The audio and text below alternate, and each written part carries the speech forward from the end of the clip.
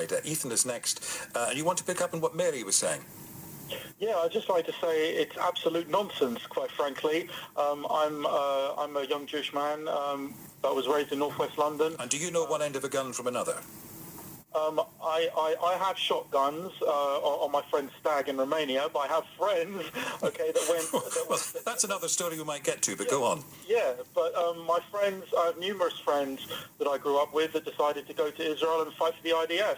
One of them even, he stayed for a very, very long time indeed. He was almost recruited for Special Forces selection for the Sayeret Maktal, which is their elite special forces.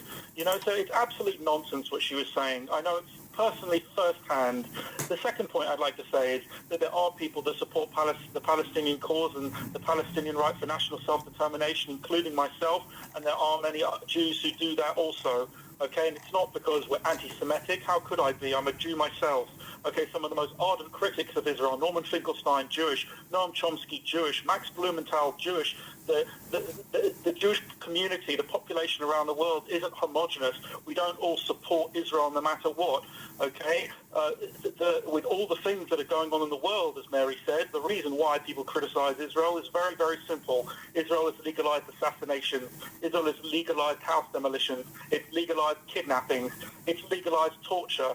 It's done all these things, okay? And with regard to Jeremy Corbyn's point about, you know, Zionism and certain Zionists having English irony lost on them, well, you know, I really believe it is on some Zionists, because think about what the Jewish population is. It was a formerly stateless people that was persecuted, that was occupied, that has sadly gone on to occupy, persecute and brutalize another stateless people. So of course there is irony, and it gives me no pleasure to say so, but that's the situation we've got. You know, Jeremy Corbyn is not anti-Semitic. The Labour Party is not anti-Semitic. I'm sick and tired of it. I'm sick and tired of people like Margaret Hodge cheapening the Holocaust, cheapening the experience of people like my grandfather, who was locked in Innsbruck-Birkenau concentration camp. How dare she? How people like to trivialize the Holocaust and cheapen people's suffering. And the idea that my own community is willing to do that, you know, it makes me feel embarrassed and ashamed. Do you feel better now? You know, it's great to talk to you and it's good to say these things, but it upsets me so much that people are willing to weaponize anti-Semitism in this way to basically to protect the state of Israel's appalling human rights record.